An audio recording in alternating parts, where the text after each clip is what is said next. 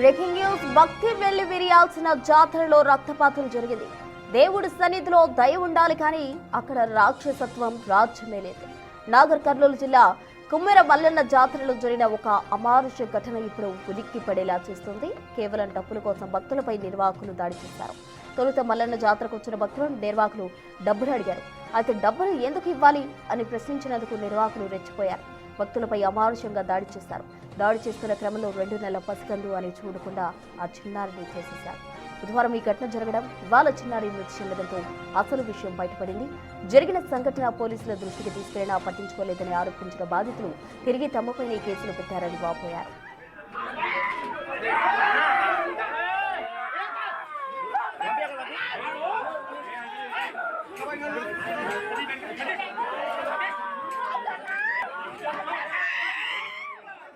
అయితే పైన మల్లన్న స్వామి శివుడు ఉన్నాడు. శివుని కాడికి దర్శనం చేసుకోవడానికి వచ్చినాక కిందికి మేము ఇక్కడ మల్లన్న స్వామి కిందికి గృహ లోపలికి పోతున్నాము. గృహ లోపలికి పోతుంటే నేను, మా అమ్మ, మా పిన్ని, మా 2 మర్దల్లో ఉన్నాము. ఉన్న తర్వాత మమ్మల్ని లోపలికి వచ్చినాక మా ముందర ఒక 5 మంది ఉన్నారు. ఉంటే ఎందుకు మీరు వాళ్ళ దగ్గర అమౌంట్ తీసుకున్నారో తెలియదు, మా దగ్గర ఉండి మీరు 100 రూపాయలు పెట్టి లోపలికి రండి అని అన్నారు. 100 రూపాయలు దేనికైనా అడిగినాం. అంటే టికెట్ ఉందో టోకెన్ ఉందని అని అడిగినాం. టికెట్లే టోకెన్లే నీకు చూడాలనుకుంటే నువ్వు లోపలికి రండి అంటే ఎందుకని అడిగినాం. మీరు ఫస్ట్ దూరం జరుగురు అన్నారు. ఎందుకు దూరం జరగాలని కూడా అడిగినాం మేము. అంటే కిందికి దిగుమాడు కాపను అయితే నువ్వు కాపను మేము కూడా గలీజ్గా మాట్లాడుతూ నువ్వు కుటుంబం మేము తక్కువ జాతలు ఎక్కువ జాతలు నీకు కట్టు విలువ ఉంటుందని కూడా మా అమ్మ అన్నది. అన్న తర్వాత జరగని చెయ్యి మా అమ్మ మీద చెయ్యి పెట్టి ఇట్లా తోసింది. శ్రీనివాసరెడ్డి ఒకరు ఉన్నారు అక్కడ.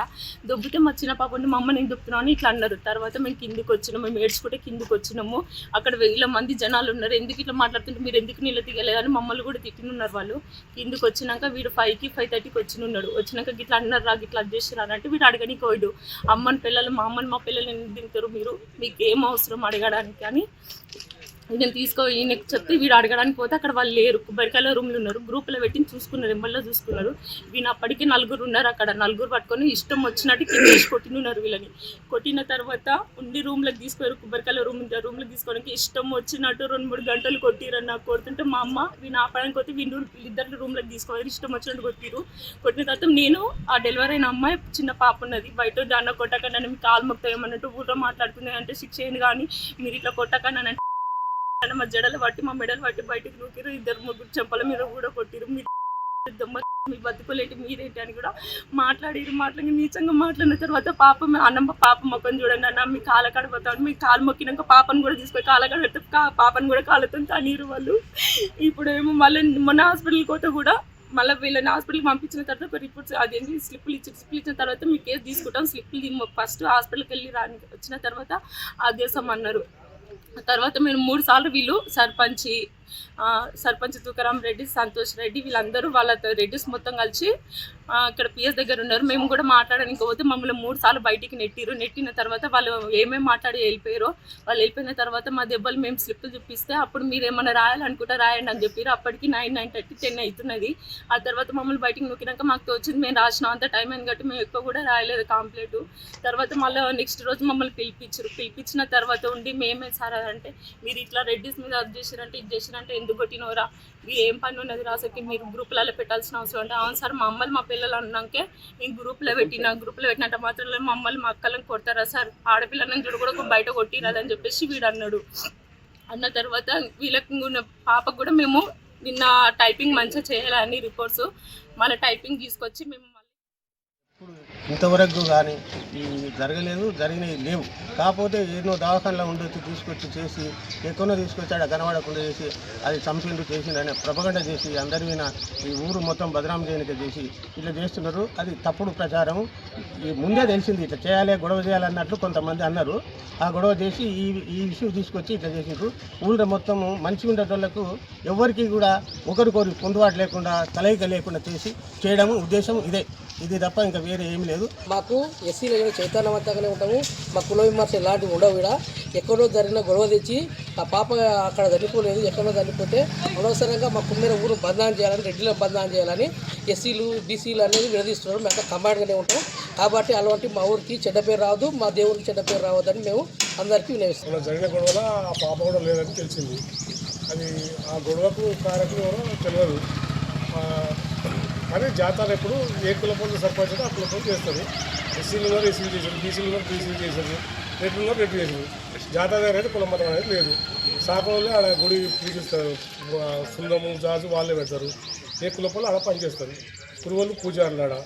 కానీ కుల మతం అయితే కనపడలేదు ఎప్పుడు. అక్కడ జరిగే ప్రతి కార్యక్రమంలో నేను ఇన్వాల్వ్మెంట్ అయి ఉంటాను. ఎప్పుడు కూడా అక్కడ కులము అనేది చూడలేదు.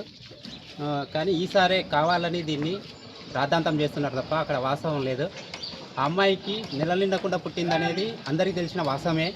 హాస్పిటల్లో ఉంది, హాస్పిటల్లో నుంచి డైరెక్ట్గా జాతర ఉందనే ఉద్దేశంతోనే వచ్చారు తప్ప అక్కడ నుంచి డిశ్చార్జ్ కాకుండానే చెప్పకుండానే తీసుకొచ్చారు అనేది మాకు తెలిసిన వాస్తవం. కావున దీని మీద పూర్తి ఆధారాలు తెలిసినంత వరకు ఇట్లాంటి ప్రలోభాలు చెప్పకుండా ఉంటే బాగుంటుందని ఉద్దేశం. మేము కూడా అక్కడ పూజ చేసుకుంటా పూజారిలో మేమే. ఆమె ఎవరు 4 చంద్రమ్మ అనేట ఆమె వచ్చింది. వచ్చి నేను గుళ్ళకు పోతా అని చెప్పి అన్నది. అంటే అమ్మ ఈ చాలా మంది జనం ఉండరు, ఒక్కరిని విడిచిపెడితే వీళ్ళందరూ మమ్మల్ని కొట్టడానికి వస్తారు, ఈడికెళ్ళి అయితే బిడ్డని ఏడైనా మొక్కు, ఏడైనా దేవుడు మన ఆత్మరూపు ఉన్నాడు అని చెప్పి కూడా నేను సందేహిస్తే ఆమె వచ్చింది. అది కాదు నా మొక్కువాడు ఉంది అని అంటే పో అని చెప్పి ఇచ్చిపెట్టినా. కొబ్బరికాయ అందులో కొట్టొద్దు అన్నట్టు కూడా అట్లే కొట్టింది. ఆమె ఇంకేమనలేదు, పోయినాం. ఆమె వెళ్ళిపోయింది. ఇప్పుడు వీళ్ళు వాళ్ళ అక్క కానీ వాళ్ళ కొడుకు కానీ ఆ చచ్చిపోయిన పిల్ల కానీ వాళ్ళు రాలే. ఈమెనే వచ్చింది, చంద్రమ్మ అనేది వచ్చి ఇంక కిందికి వెళ్ళిపోయినాక మేము దేవుని కాడ ఉండటంలో తగ్గింది మేము చూడలే. ఈ గొడవ జరిగింది చిన్న గొడవ. వాట్సాప్లో పెట్టిన దానికి మెసేజ్ ఎందుకు పెట్టినావు అని ప్రశ్నించినందుకు, పెడితే ఏం బిక్తావు అని చెప్పేసి దాంట్లో అట్లెట్లా పెట్టినావు అని చెప్పేసి మాట పెరిగి మా వాడు ఒక దొరికితే వాడు రాయి తీసుకొని కొట్టి ఇది గొడవ స్టార్ట్ అయింది. దాన్ని రాజకీయంగా తెచ్చి కుల సంఘాలు, మాజీ ఎమ్మెల్యే గారు, వచ్చిన వాళ్ళు అన్యాయం జరిగిందని అనుకున్న వాళ్ళు, అవతలదే నిజం అనుకున్న వాళ్ళు, వచ్చిన వాళ్ళకి మేము వ్యతిరేకం కాదు. ఫస్ట్ గుడికి వెళ్ళినాం సార్, జాతర ఉంది అని చెప్పేసి మా పాపని తీసుకొని మేము అందరం కలిసి లేడీస్ గుడికి వెళ్ళినాం సార్. గుట్ట పైన శివుని దగ్గర దర్శనం చేసుకోవడానికి పోయినాం. అక్కడ దర్శనం చేసుకోవడానికి శివుని కాడ స్నానం చేసి దర్శనం చేసుకుని కిందికి వచ్చినాం సార్. కిందికి వచ్చిన తర్వాత ఇక్కడ మల్లన్న గుహ ఉంది కదా, మల్లన్న గుహ దగ్గర దర్శనం చేసుకుంటామని లోపలికి వెళ్ళి దర్శనం చేసుకుందామని చెప్పేసి పోతుంటే శ్రీనివాస్ రెడ్డి గేట్ వేసేసింది.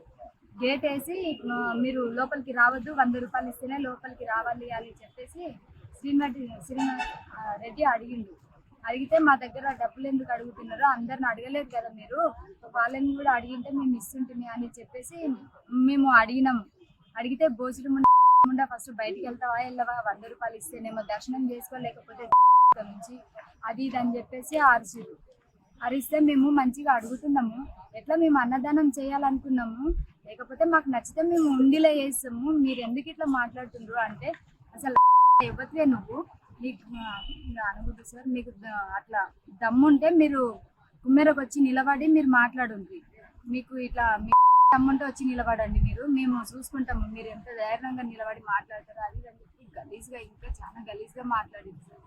మాట్లాడితే ఇక మేము అడిగింది ఏంది మీరు చెప్పేది ఏంది అని చెప్పేసి మా చిన్నత్తమ్మ అడిగితే ఆమెను కొట్టిరు సార్ పైననే. ఇంకా సరే అని చెప్పేసి ఇంకా అక్కడ నుంచి ఇంకా నొల్లేందుకు జాతరకు వచ్చిన దగ్గర అని చెప్పేసి కిందికి వచ్చి కూర్చొని ఇట్లా ఎప్పుడు లేనిది ఇప్పుడు ఇట్లా అనిపించుకున్నాం కదా అని చెప్పి బాధపడుతుంటే మా ఆయన అప్పుడే ఇంటి దగ్గర నుంచి వచ్చింది సార్. 5 అవుతుంది ఆయన 5 అవుతుంది అప్పుడు ఇంటి దగ్గర నుంచి వచ్చి అడిగిండు ఎందుకు ఇంకా రాలేదు అని అడిగితే ఇట్లా జరిగిందని చెప్పేసి అందరం కలిసి మా ఆయనకు చెప్పినాము.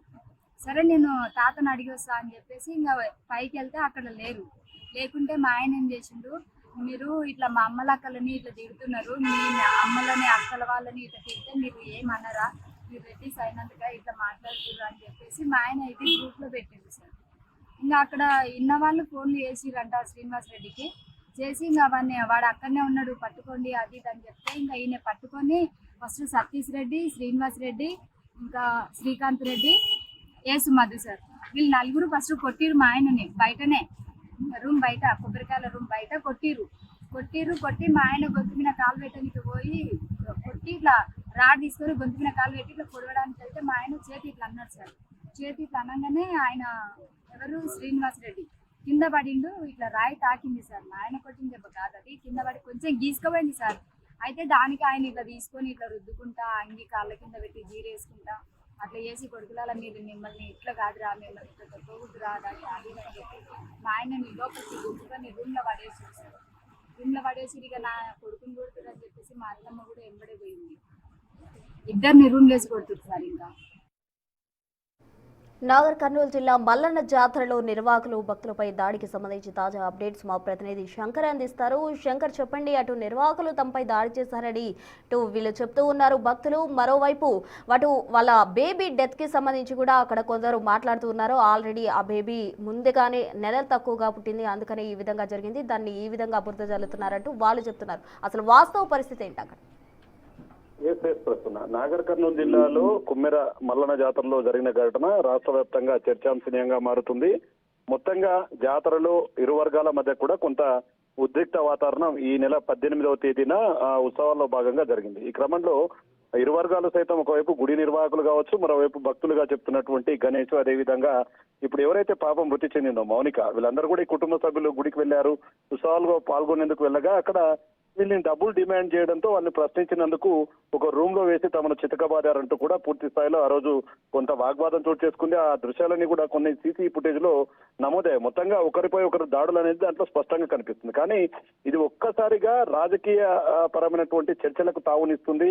మొత్తంగా రాష్ట్ర వ్యాప్తంగా ఇది ఒక సంచలనంగా మారింది. ఎందుకంటే చనిపోయినటువంటి పాప 2 నెలల చిన్నారి కాబట్టి ఇది చాలా సెన్సిటివ్ విషయంగా కూడా తీసుకుంటున్నారు.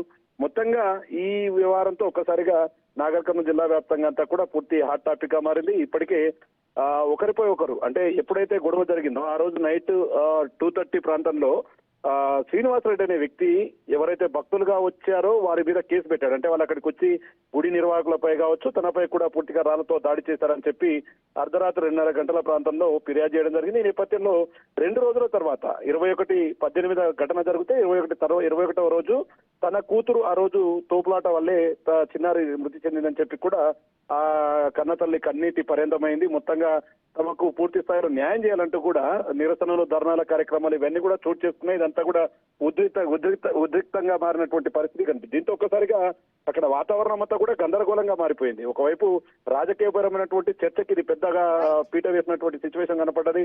ఇప్పటికే మాజీలు కావచ్చు, మరోవైపు అక్కడ ఉన్నటువంటి బీసీ సంఘాల నేతలు కావచ్చు, మరోవైపు మిగతా వారంతా కూడా ఇది కక్షపూరితమైనటువంటి వాతావరణం మధ్య కొంత చేశారంటూ కూడా వాగ్వాదానికి దిగుతున్నారు.